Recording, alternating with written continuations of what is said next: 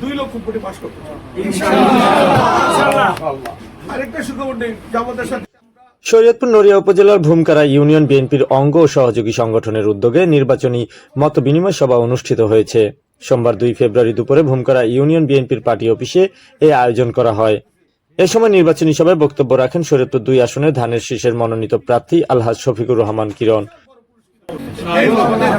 আমাদের শরীয়তপুর 2 এর নেতা কর্মীদের কষ্টের ফসল এই হলো আপনাদের, যারা রাজনীতিটা মাঠে ধরে রেখেছে।